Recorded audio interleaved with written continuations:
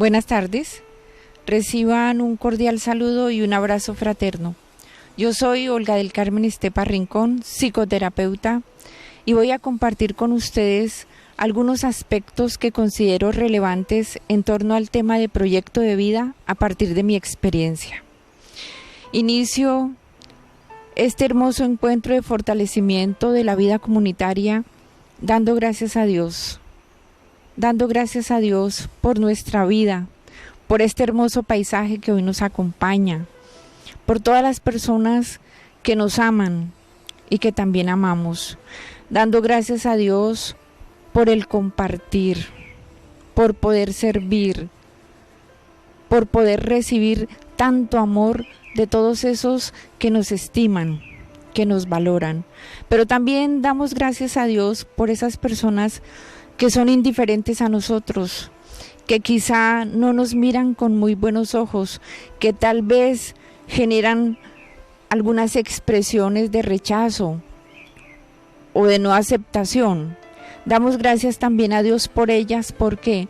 Porque nos edifican, porque nos ayudan a crecer, porque nos permiten aprender cada vez a descubrir lo mejor de nosotras mismas. Hablar de proyecto de vida es hablar de la vida misma, esa vida que fluye, esa vida que emerge porque busca dar sentido a la existencia. Un proyecto de vida fundamentalmente debe partir de un origen, y ese origen es la propia realidad. ¿Cómo está nuestra realidad hoy? ¿Cómo nos relacionamos? ¿Qué sentimientos generamos hacia los demás, hacia nosotras mismas? ¿Qué nos preocupa? Ubicarnos en el aquí y en el ahora es fundamental para iniciar la comprensión del proyecto de vida. ¿Qué significa estar aquí y ahora? Puedes observar en este momento tu postura corporal. ¿Cómo estás? Quizá estás sentada al lado de esa persona que tanto amas, que te agrada, o que aceptas, o con la que tienes que compartir con mucha frecuencia, y para ti es fortalecedor compartir con ella. O tal vez llegaste como al final a la reunión y te tocó ubicarte al lado de alguien con quien menos compartes. ¿Quién sabe? Lo importante es reconocer qué está viviendo, qué se vive dentro de nosotros, qué sentimientos, qué emociones, qué pensamientos habitan hoy nuestro cuerpo. Ubicarnos en el aquí y en el ahora nos permite comprender desde dónde estamos captando la vida.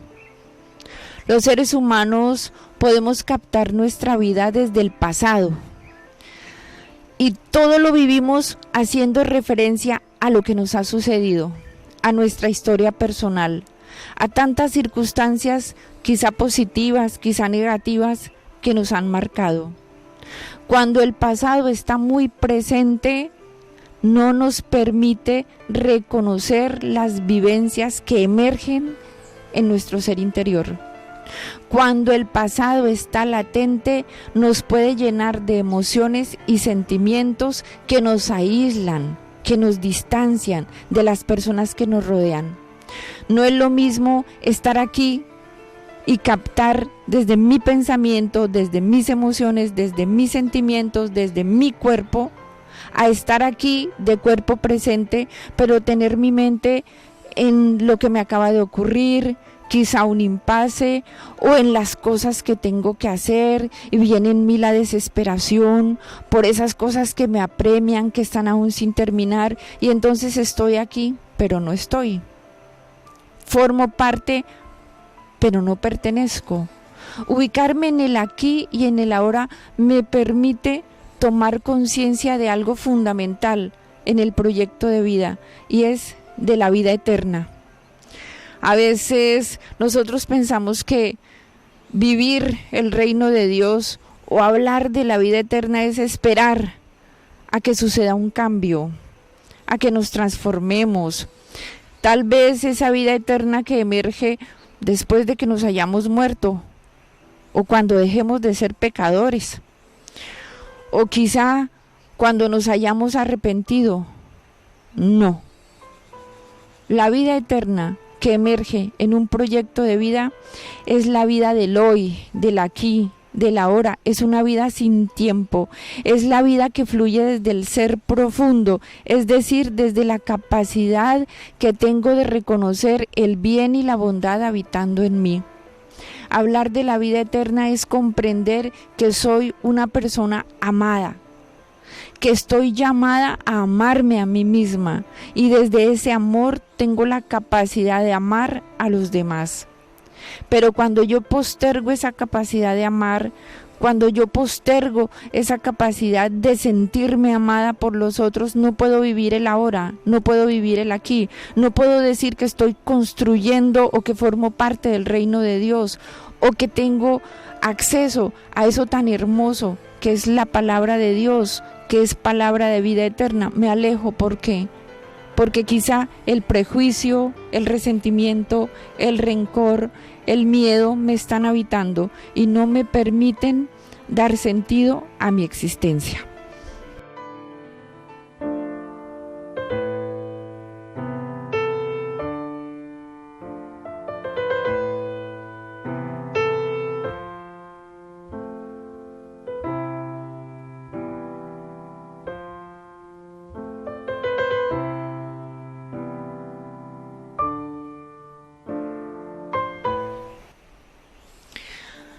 Dar sentido me lleva a interrogarme, a generar muchos interrogantes. Vamos a iniciar dando respuesta a una pregunta. ¿Para qué nací? ¿Tú para qué naciste? ¿Cuál es el propósito de tu existencia? Para dar respuesta a esta pregunta, vas a tomar tu libreta de notas y vas a responder durante 5 minutos en silencio, con esa capacidad de escuchar qué está emergiendo hoy de mi interior. ¿Para qué nací? ¿Cuál es el propósito de mi existencia?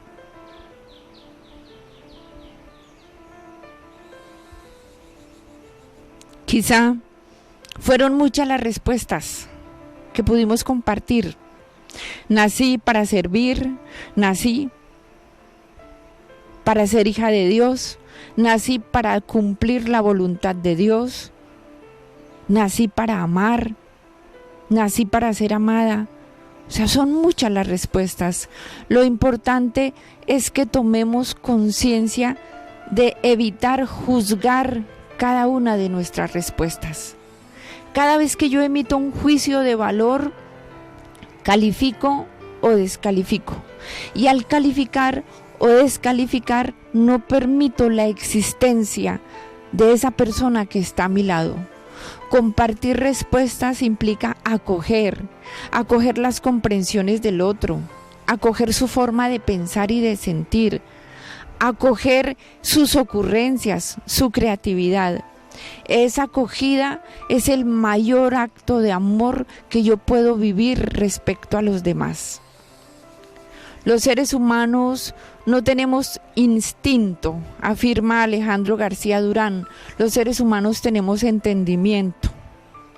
El entendimiento es condicionamiento. El instinto en el animal es la luz. Le guía, le orienta, le conduce para que haga lo que tenga que hacer y lo haga bien. En nosotros, los seres humanos, los condicionamientos nos pueden llevar a ser todo menos seres humanos. ¿Por qué funcionamos así? ¿Qué es eso que hace que funcionemos desde la conciencia cerebral y no desde la conciencia profunda? Un segundo elemento importante a la hora de plantear un proyecto de vida es reconocer desde dónde emergen mis funcionamientos como ser humano. Yo puedo funcionar desde la conciencia cerebral. ¿Qué es la conciencia cerebral? La conciencia cerebral son mis pensamientos, son mis ideas, son mis creencias. Claro, ese yo cerebral maravilloso me sirve para analizar, para evaluar, para tomar decisiones. Es más, es el que moviliza mi fuerza de voluntad. Pero ¿qué pasa? Esa conciencia cerebral puede quedarse limitada únicamente a las creencias. Y entonces me lleva a mí a comprender o a entender que yo soy lo que pienso, que yo soy lo que siento, que yo soy lo que emerge desde mis necesidades físicas. Y nosotros somos mucho más que lo que pensamos, mucho más que lo que sentimos, mucho más que lo que decimos, que lo que hablamos. Identificarme con el pensamiento me puede llevar a vivir desde el miedo, desde necesidades no satisfechas, necesidad de reconocimiento, necesidad de aprobación, necesidad de sentirme amada, valorada, necesidad de ser especial. Y en esa necesidad de ser especial comienzo a luchar por imponerme, por hacerme notar. Comienzo a luchar por ser reconocida y valorada. Y eso genera sufrimiento interior. Un ser humano que renuncia a ser especial, un ser humano que reconoce que no es lo que piensa, es capaz de liberarse de tantas ideas que le mortifican y que le pueden llevar a la depresión, a la tristeza, a sumergirse en unas sensaciones que incluso le pueden conducir al suicidio.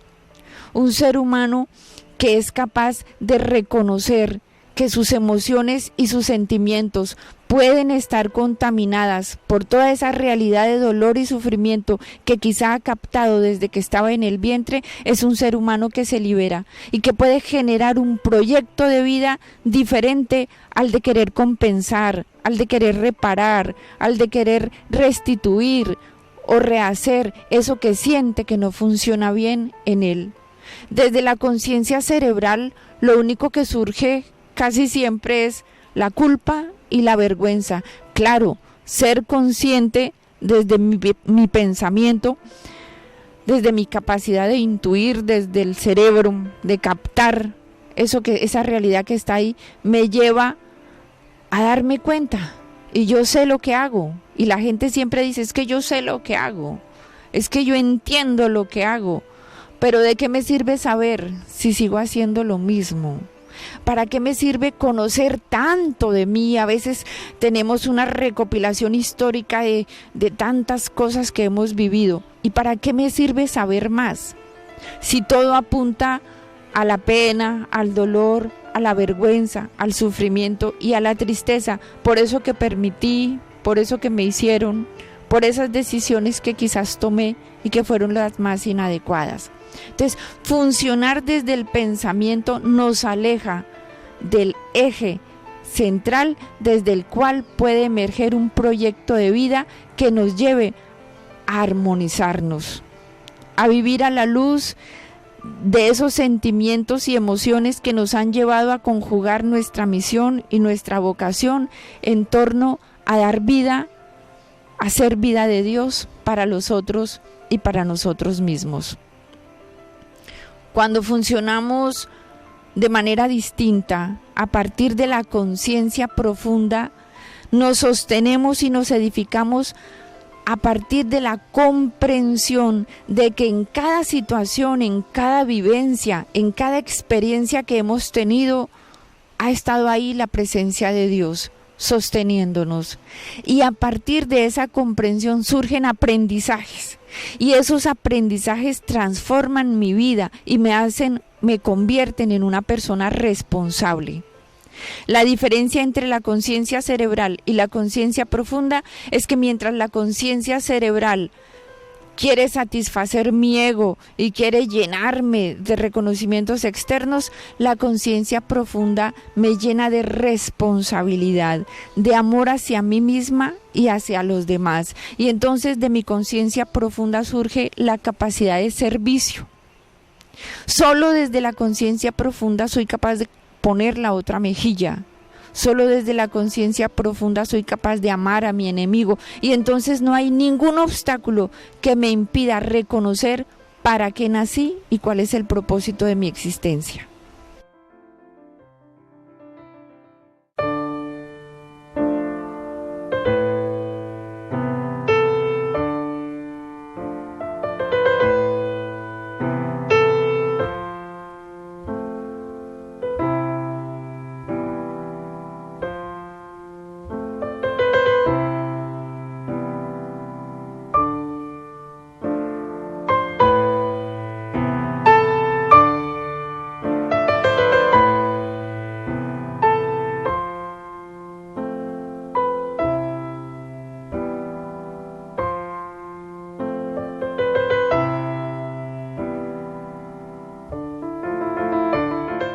vamos a tomar la visualización como un medio para diagnosticar nuestra vivencia, porque solo a través de ejercicios que tocan imágenes albergadas en nuestro inconsciente podemos abordar lo trascendente. A lo trascendente no llegamos desde el yo cerebral, desde el pensamiento, desde las ideas. Lo trascendente se toca desde la identidad, y la identidad está guardada en el ser profundo, y ese ser profundo que es positivo, que es capacidad y bondad y bien, se guarda como imágenes en el inconsciente. Para revisar estas imágenes, para mirar qué está habitando en este momento de nuestra vida, vamos a ubicarnos, vamos a sentarnos, vamos a colocar nuestros pies como polo a tierra en postura de oración, nos relajamos, vamos a elevar nuestros hombros y vamos a tomar aire. Cuando tomo aire, elevo mis hombros y digo 1. Arriba de esos hombros, sostengo 2. Es importante comenzar a respirar, pero a respirar pausadamente y a dinamizar todo lo que emerge, a permitir que eso que está ahí emergiendo en nuestro cuerpo pueda salir, pueda fluir. La sensibilidad es un fluido conductor que atraviesa nuestro pensamiento, nuestras emociones, nuestro cuerpo, la conciencia profunda, nuestro ser. Por eso, permitir que esa sensibilidad esté abierta y dispuesta al encuentro con lo que habita en nosotros es importante para iniciar haciendo un diagnóstico sobre cómo estamos en este momento. Nuevamente tomamos aire. 1, 2, 1, 2, bajamos los hombros, colocamos las manos sobre las piernas, con los ojitos cerrados, vamos a visualizar un espejo grande, un espejo que nos permite reflejar nuestra imagen de cuerpo entero. Te vas a mirar en el espejo. ¿Te gusta la imagen que ves en el espejo? ¿Te gusta tu imagen? Mírala bien. ¿Qué le cambiarías? No pongas límites. Si quieres transformar esa imagen, transfórmala. Lo importante es que llegues a aceptar, a acoger y amar esa imagen que está ahí en el espejo y que es tu propia imagen. Contempla muy bien su rostro, su mirada. Tal vez ya no gozamos de la misma salud de hace años. Quizá hoy atravesamos circunstancias difíciles que estoy proyectando ahí en el espejo. La capacidad de aceptarme, de amarme, de acogerme. Esa capacidad es la que me permite encontrarme con lo mejor de mí misma. Ahora voy a atravesar el espejo. Atravieso el espejo y comienzo a caminar. Camino. ¿Cómo es el camino? ¿Cómo es ese camino?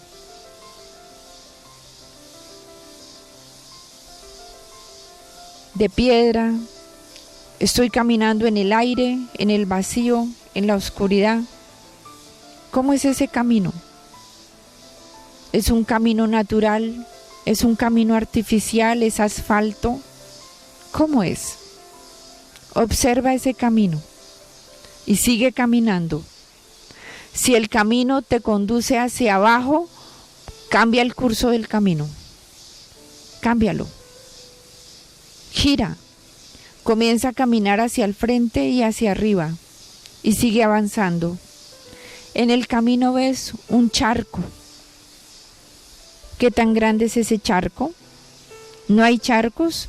Hay un charco, hay muchos. Mira muy bien. ¿Cómo es el agua?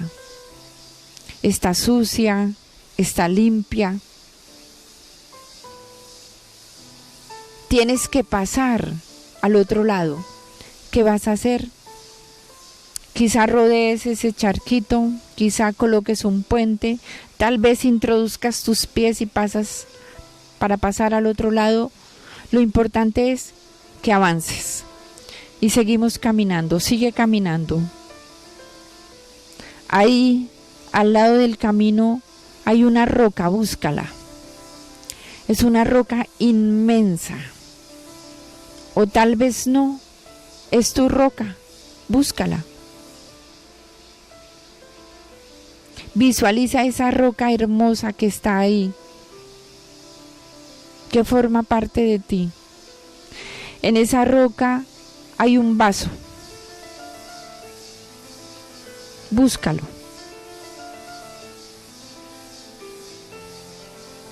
Cuando encuentres ese vaso, obsérvalo muy bien.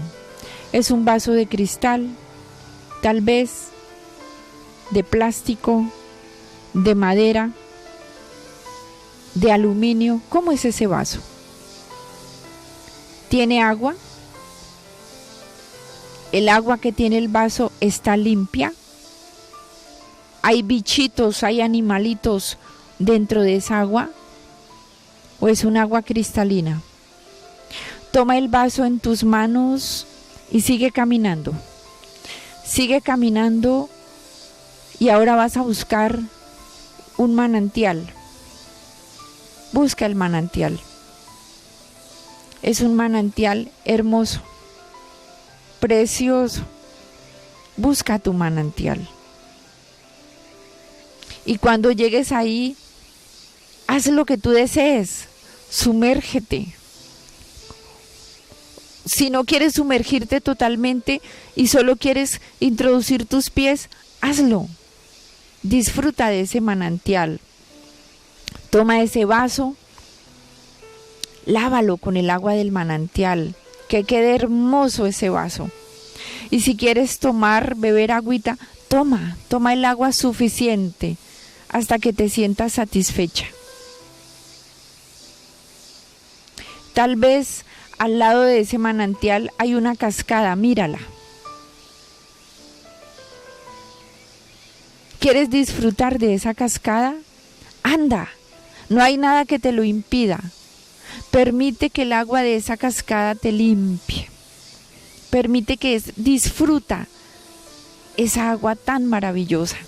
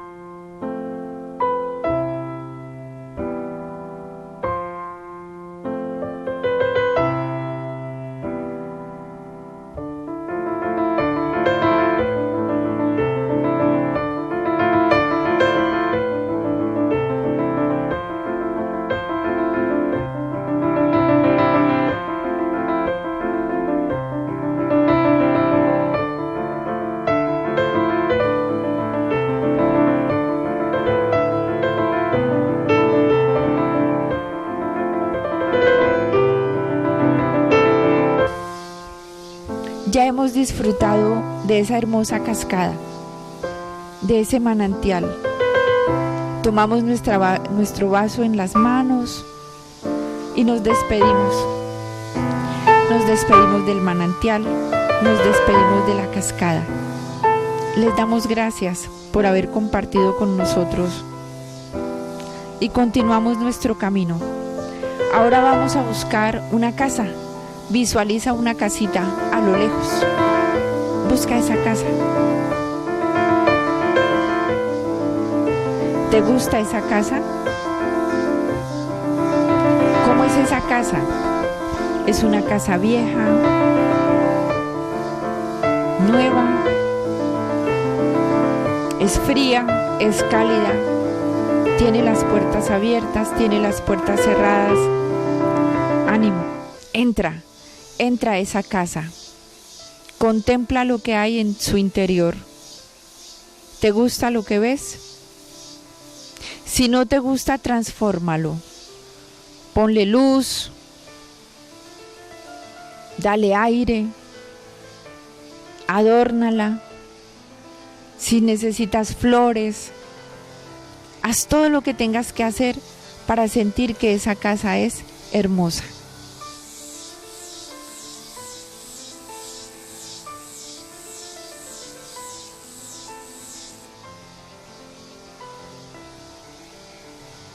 ¿Te gusta tu casa? Mira a ver qué es eso que hace, que sientas gusto o que no te guste demasiado. De todas maneras, deja esa casa hermosa, vas a salir y tú decides. ¿La dejas con la puerta abierta o la puerta cerrada? Toma la decisión, despídete de la casa, dale las gracias también por haberte permitido estar ahí. Y seguimos caminando con ese vaso en nuestra mano y vamos a buscar la roca. Llegamos a la roca y tomamos una decisión. ¿Dónde voy a dejar mi vaso? ¿Lo voy a dejar donde lo encontré? ¿Lo voy a dejar sobre la roca? Deja el vaso, despídete de la roca, despídete del vaso. Dale las gracias por formar parte de tu vida y sigues caminando. Sigue caminando, te encuentras con el charco. ¿Cómo está ese charco? Sigue igual, se hizo más pequeño, se transformó el agua, míralo bien. Despídete del charco, sigue caminando. Y ahora llegamos al espejo. Sí, a ese espejo grande, ese que te permite visualizarte de cuerpo entero. Reconoce tu imagen. ¿Cuándo fue la última vez que te dijiste a ti misma que te amabas? ¿Cuándo fue la última vez que te dijiste a ti misma que te agradabas, que te aceptabas, que renunciabas a querer cambiarla o a querer cambiarte? Acoge esa imagen del espejo y dile que le amas, que la aceptas incondicionalmente, que a partir de hoy vas a dejar de juzgarla, de condenarla, de descalificarla por todo, de criticarla y de vivir pendiente de las críticas o de la descalificación que los demás hagan de ti. Perdónate por todos esos momentos de dolor y sufrimiento que has permitido que lleguen a tu vida, porque no tenías la capacidad de vivirte desde lo mejor de ti misma y estabas pendiente únicamente de si quienes estaban en el exterior te amaban o no te amaban. Y ahora vas a atravesar esa imagen. Atraviesas la imagen del espejo y le recuerdas que le amas infinitamente y le prometes que siempre te prometes que siempre te vas a amar. Nuevamente volvemos a tomar contacto con el aquí y con el ahora. Levantamos los hombros. 1,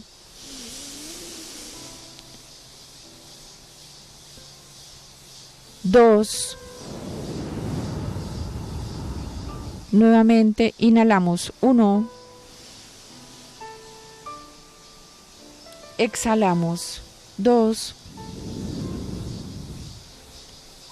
A medida que vamos respirando, vamos moviendo nuestras manos, nuestros pies. Vamos abriendo los ojitos suavemente. 1, 2, 1, 2. Muy bien. Abrimos los ojos, nos movemos, miramos a quienes están a nuestro lado, nos ponemos de pie, de pie. Y les vamos a regalar un abrazo fuerte, un abrazo inmenso, un abrazo de oso, un abrazo que no suelta. No es tocarse y palmotearse y ya. Es un abrazo que significa apertura y acogida. Un abrazo que significa dar vida y recibir vida. Compartimos ese abrazo y después de este abrazo vamos a realizar un ejercicio en nuestra libreta de apuntes.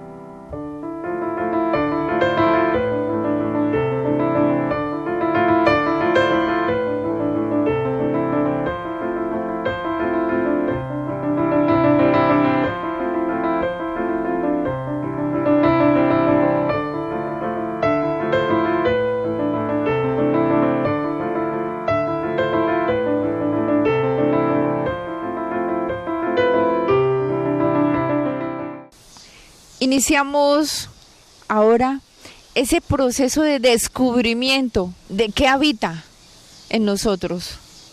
Lo primero que vas a preguntarte es, ¿cómo era el camino? Ese camino que viste, ¿cómo era el camino? ¿Era natural? ¿Era artificial? ¿Era de tierra? Porque ese camino significa la forma como estoy asumiendo mi vida. Entonces, el camino que vi es la manera como estoy asumiendo mi vida, con dificultades, lleno de paisajes hermosos, hacia abajo, voy rumbo a una depresión, tal vez me vi en el vacío, en la oscuridad. Entonces vas a contestar cómo es ese camino y qué sentido le estoy dando en este momento a mi existencia, cómo estoy asumiendo mi vida. Segundo, el charco. El charco son los problemas. ¿Cómo son esos problemas? ¿Son muchos? Quizá era un charco gigante, o eran algunos pequeñitos, o era un charco mínimo. Entonces, esos son los problemas. Entonces, identifico los problemas que en este momento estoy captando, que me afectan en mi convivencia a nivel personal, donde me desempeño, quizá con una u otra persona. Entonces identifico esos problemas. La roca es mi ser profundo, ¿lo vi? ¿Cómo es mi ser profundo? ¿Es grande? ¿Es pequeñito? ¿Cómo es? ¿Es hermoso? Y dentro de esa roca había un vaso. El vaso es mi sexualidad. ¿Qué vivencias, qué sentimientos, qué emociones, cómo estoy viviéndome afectivamente? Y dentro de esa afectividad me acepto como mujer. ¿Qué está pasando con mi identidad sexual? ¿Cómo vi ese vaso? ¿Lo vi transparente? ¿Lo vi hermoso? O tal vez estaba medio vacío, sin agua, o tenía agua sucia. Es importante que yo identifique qué significa. ese vaso medio lleno o lleno de agua sucia, o ese vaso transparente, porque el vaso me está hablando de mi sexualidad. El manantial es Dios. ¿Cómo vi a Dios? Grande, pequeño, casi que no lo percibía, eran apenas unas goticas. Entonces identificó cómo fue mi relación con el manantial. De una me zambullí o como que tomé distancia. ¿Qué pasó? ¿Fui capaz de lavar mi vaso? ¿Fui capaz de tomar agua de Dios con ese vaso sagrado? ¿Qué hice? Y cuando tuve que conducir mi vaso a la roca, ¿lo llevé lleno del agua de Dios o lo llevé vacío? Estos elementos me permiten identificar vivencias que están ahí en mí y que tal vez no reconozco. La cascada es acción de Dios, es el amor de Dios. Lo percibí, lo sentí, lo palpé o no vi ninguna cascada. Entonces, ¿cómo estoy experimentando en este momento de mi vida el amor de Dios? Y pasamos a la casa. La casa soy yo. El interior de mi casa es mi vida interior. ¿Me gusta? ¿Me gusta cómo vivo esa vida interior? Mi capacidad de oración, mi capacidad de encuentro, de contemplación. Y recordemos que contemplación es enfocar para tomar conciencia de lo que está dentro de mí, pero mirándola afuera de mí. Entonces, ¿me gustó esa casa? ¿Quién habitaba esa casa? Esto habla de mi vida interior, cómo la dejé, con puertas abiertas, con puertas cerradas. ¿Eso qué significa? Y el espejo. ¿Qué siento respecto a mi imagen? ¿Me acepto? ¿No me acepto? ¿Me descalifico?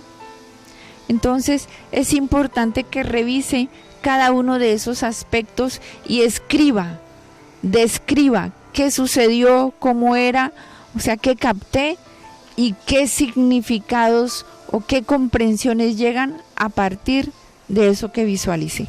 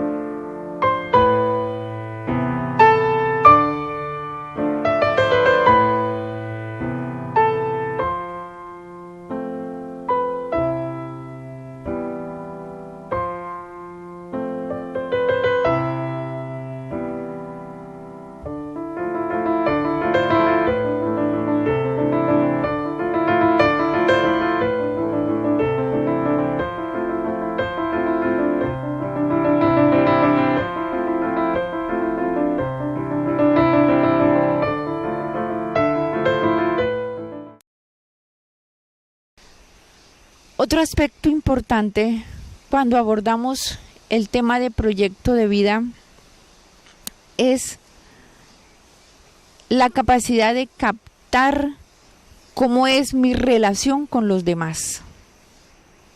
Y si en esa relación con los demás estoy conjugando mi misión, mi vocación con mi existencia. ¿A qué hace alusión la misión y la vocación? Se afirma que la vocación emerge a partir del descubrimiento de los talentos, de mis capacidades, de eso que me gusta, de eso que me apasiona. Y cuando yo descubro eso o alguien lo descubre en mí, me invita a transformar eso, a llenarme de conocimientos, a generar nuevos aprendizajes. Y entonces esa vocación se me transforma en misión, porque lo que hago me planifica y al planificarme me transforma. me edifica y hace que todo esté emanado desde mi ser. Cuando misión y vocación están ligados al ser, el proyecto de vida es sencillo de vivir. Fácilmente puedo planear metas a corto, mediano, largo plazo. Fácilmente puedo programar eso que quiero conseguir y las cosas se van a dar. Pero es importante que tome conciencia de que no todo es planificable, de que hay circunstancias que se pueden presentar y pueden trastornar mis planes, mis proyectos, mis deseos, mis anhelos. Entonces, hay herramientas, hay elementos que me permiten afrontar de manera pertinente esos impases. 1, mi capacidad de creatividad. 2, el no permitir que las dificultades o los problemas que se presenten me enreden y me lleven a mí a generar aún más problemas. 3, entender que detrás de cada circunstancia, detrás de cada acontecimiento, está la acción de Dios. ¿A qué me invita Dios? Todo es para mi bien. Y tomar conciencia de que todo es para mi bien a veces me lleva mucho tiempo. Y voy pagando el precio porque no renuncio a que las cosas sean como yo quiero. Y cuando las cosas no son como yo quiero, me impongo y vuelven y se repiten las circunstancias, vuelve y me sucede lo mismo. ¿Por qué? Porque no he generado aprendizajes. Y mientras yo no genere aprendizajes, el mundo, el ambiente, la vida me repite el escenario una y otra vez. Y yo vuelvo y me enfrento y vuelvo y me enfrento. Mientras no aprenda, las circunstancias se siguen repitiendo. Por eso es muy importante tomar conciencia de mi capacidad que tengo de aprender, de resolver el conflicto, de dar solución pertinente a las cosas, de no enredarme y de superar cualquier obstáculo.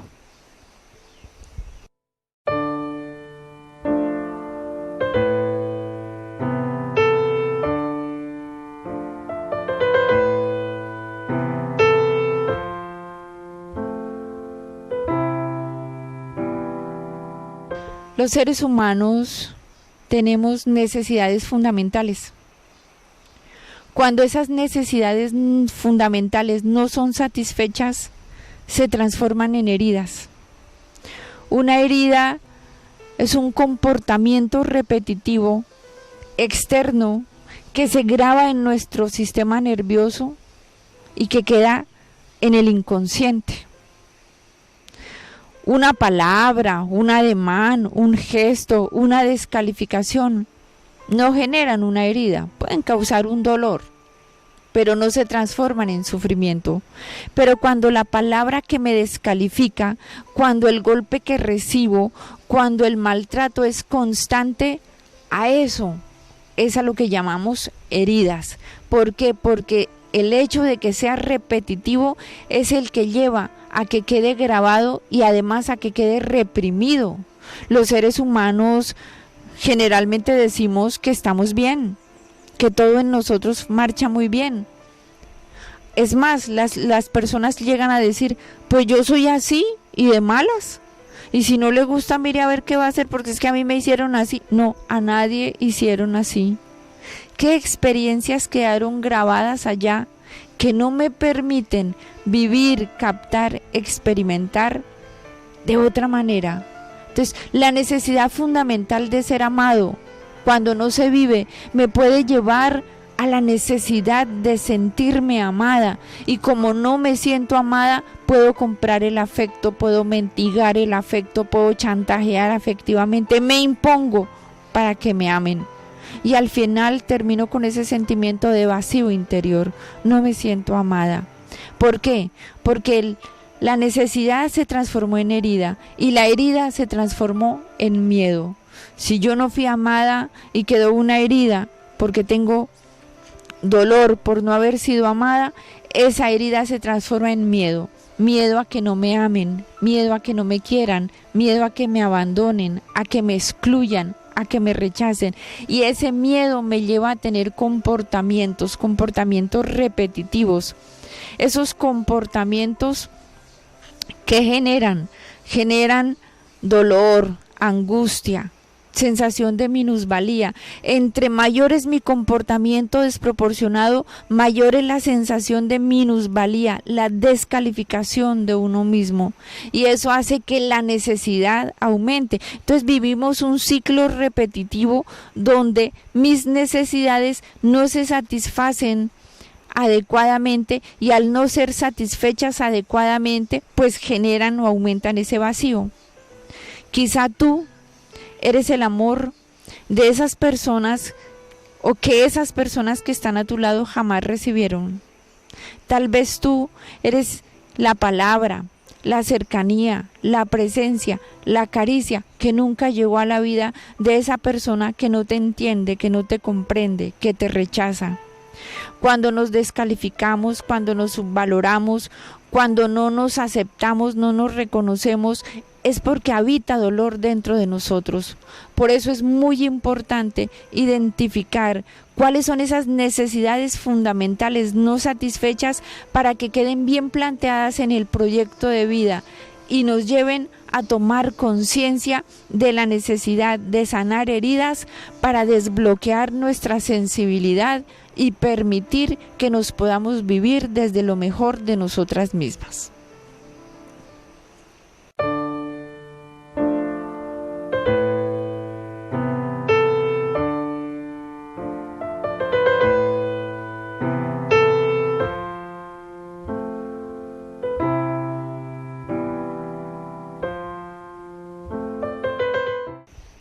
Yo soy el resultado del amor que me dieron, pero también soy el resultado del amor que me faltó.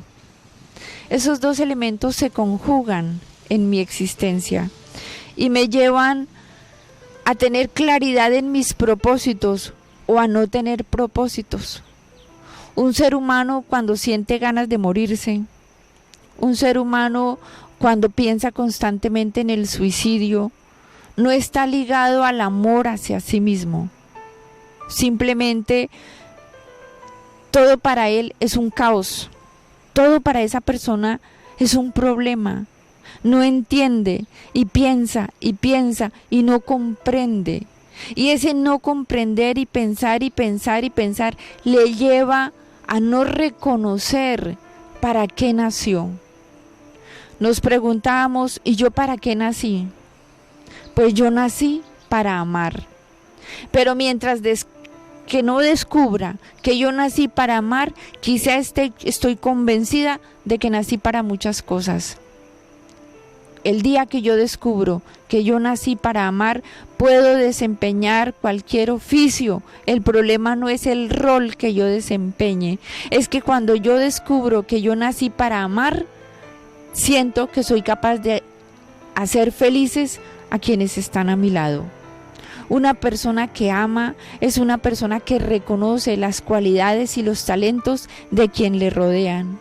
Una persona cuando es incapaz de reconocer la cualidad, el talento de quien está a su lado, cuando simplemente está pendiente de la descalificación, de que hizo mal, no puede tolerar el error del otro, es hipercrítica, a todo le pone pero, todo siente que sale mal, pues simplemente es una persona que no tiene capacidad de amarse a sí misma. La invitación a amarnos a nosotras mismas es una invitación constante. ¿Por qué? Porque estamos en un mundo y en un ambiente que nos enseña fácilmente a descalificarnos, a no aceptarnos, a no reconocernos, a no valorarnos. Y en esa constante descalificación, pues ¿de dónde voy a reconocer mis virtudes? ¿Desde dónde voy a sentir gusto de mi existencia? Y cuando me pregunto ¿para qué nací?, no sale el amor por ningún lado. Por eso es importante reconciliarnos con la capacidad de amarnos, de amar a los demás y de comprender que un proyecto de vida que no está hecho para amar y ser amados es un proyecto que nos puede llevar a todo, menos a vivir, a existir y a relacionarnos desde lo mejor de nosotros mismos.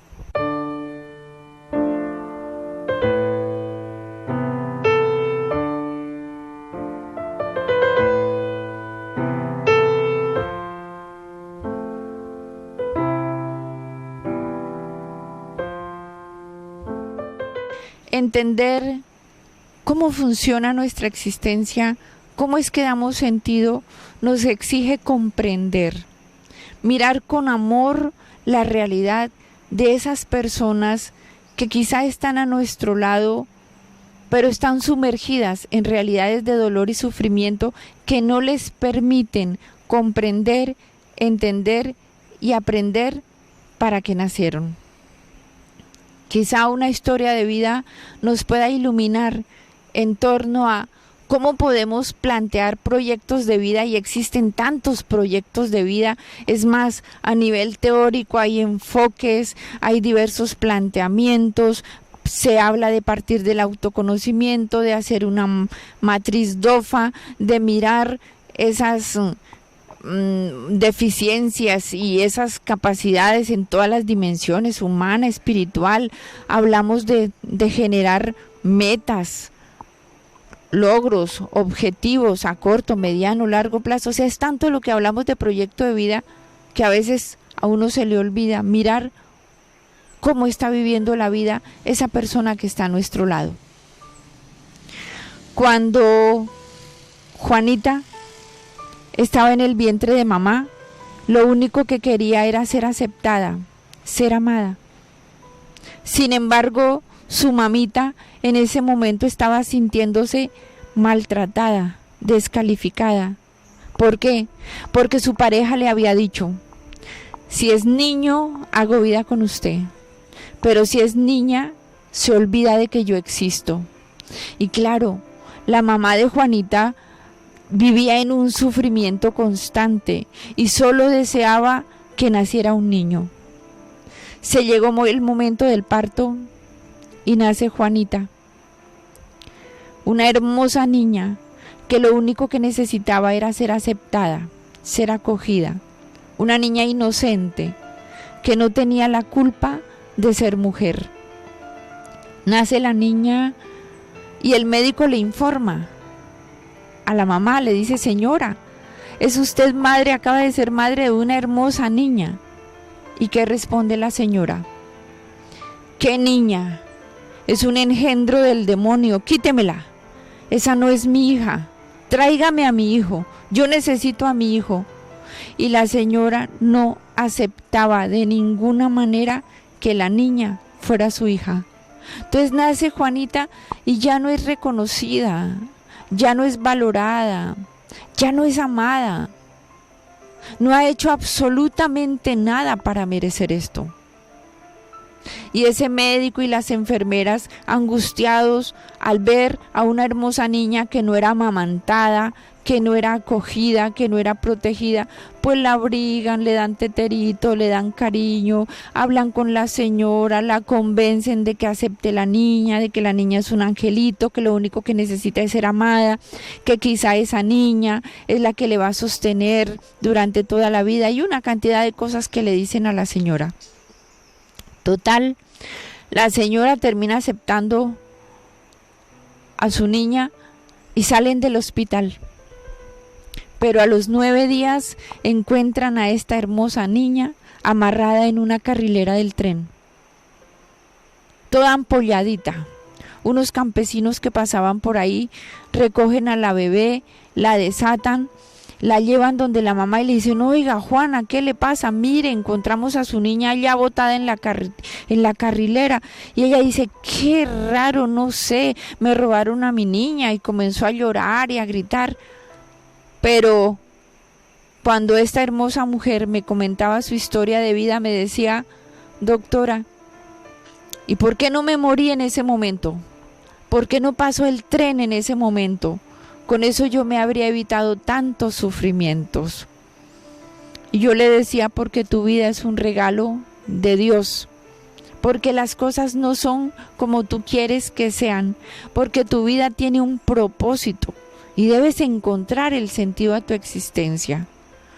Total, la niña fue creciendo, la mamá se alcoholizaba, tuvo más hijos y todo aquello que salía mal en la casa era culpa de Juanita.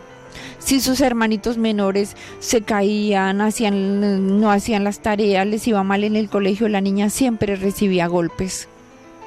Y fue creciendo con esa sensación de soledad, de vacío. Y no encontraba una mano, un cariño, nadie que le diera afecto. Pero un día llegó una maestra, una hermosa maestra que le dijo: vamos, te vas a vivir conmigo, me ayudas en la casa y yo te voy a dar estudio y vas a salir adelante. Y Juanita se fue ilusionada porque creyó que por fin alguien la iba a amar. ¿Qué pasó? Pasaron los días y tuvo que vivir experiencias demasiado dolorosas. No hallaba desesperadamente qué hacer, no encontraba qué hacer para salir de ese infierno al que había llegado. Y se fue de esa casa. Y así comenzó a mendigar afecto, cariño, techo, de casa en casa. Ya siendo mayorcita, llena de tanta tristeza por las circunstancias que le había tocado vivir, alguna vez recibió una invitación para participar en una convivencia. Y se fue a esa convivencia. Y allí le hablaron del amor de Dios. Ella no entendía qué era eso. Sin embargo, hicieron varias actividades y fue capaz de sentirse, de captarse amada por Dios. Después de sentirse amada por Dios, no se cambiaba por nadie. Sentía que su vida tenía sentido. Y en ese momento quedó convencida de que ella había nacido para ser hija de Dios. Y se hizo religiosa. Y esta hermosa mujer entró a su comunidad, a una comunidad, a compartir, a experimentar, a aprender. Iba creciendo en sabiduría, en conocimientos. Digamos que iba creciendo en conocimiento, no tanto en sabiduría. Y ese crecer en conocimientos le generaba muchas habilidades. Y ella era capaz de llevar a cabo proyectos, de desarrollar grandes empresas. O sea, era una líder, una gran líder. Pero tenía un gran problema. La vida comunitaria para ella era algo muy difícil. No toleraba los defectos de las demás. No soportaba que le llevaran la contraria. Estaba convencida de que ella había sido elegida para esta vida y de que Dios la quería ahí, así nadie la quisiera. Y decía: a mí de esta vida nadie me saca, porque yo nací para Dios y soy de Dios. Y si no les gusta como soy, miren a ver qué van a hacer. Pero yo me siento feliz y realizada. Y no se daba cuenta de todo el dolor que generaba cada vez que arrasaba por delante a la persona que estuviera ahí. No le importaba que estuvieran padres de familia, no le importaba en qué evento estuvieran, simplemente si veía algo que no le gustaba, lo gritaba a los cuatro vientos. Y era de las que decían: pues yo no tengo pelos en la lengua, y lo que se me va ocurriendo lo voy diciendo, porque yo vivo desde la verdad. Una cosa es lo que tú piensas, una cosa es lo que tú sientes y otra es la verdad. La capacidad de verdad me debe llevar a mí al silencio, a no juzgar, a no condenar, a descubrir lo mejor del otro. Si tengo que corregir algo, mirar primero eso, cómo está funcionando en mí, corregirlo en mí y después corregirlo en los demás. La capacidad de verdad me permite descifrar la realidad. ¿Qué es eso que está vivo en mí? Cuando comencé a trabajar proyecto de vida con esta hermosa mujer, ella decía: yo lo tengo todo muy claro, no entiendo por qué me pasan de comunidad en comunidad, es que no entiendo por qué. Claro, como yo no estoy de acuerdo con ellas, como yo no les llevo la idea, pero poco a poco fue identificando que tenía heridas en su sensibilidad. Entonces, un proyecto de vida me debe permitir a mí sanar mi sensibilidad herida. Poco a poco fue descubriendo que tenía prejuicios muy fuertes, que ella estaba convencida de que si alguien había sido amada, o había sido consentida, o había tenido a su papá y a su mamá, lo tenía todo y tenía que ser perfecta. Entonces no toleraba la equivocación de las personas que le rodeaban. Era compasiva con las personas que sabía que habían sufrido, porque miraba en el otro su propio sufrimiento, pero cuando intuía que alguien había vivido una vida hermosa, había gozado del cariño de un padre o una madre, inmediatamente les descalificaba. Los prejuicios, las críticas, el dolor que vive en mí me impiden reconocerme desde lo mejor de mí misma y proyectarme como un ser humano capaz de tolerar. Esto afecta a cualquier proyecto de vida. Por eso, restituir mi derecho a existir, reconocer ese fondo positivo, identificar cómo funciono, es una necesidad fundamental para dar sentido y para poder plasmar un proyecto de vida que me permita armonizarme a la luz de esa vida consagrada a la que me he sentido llamada.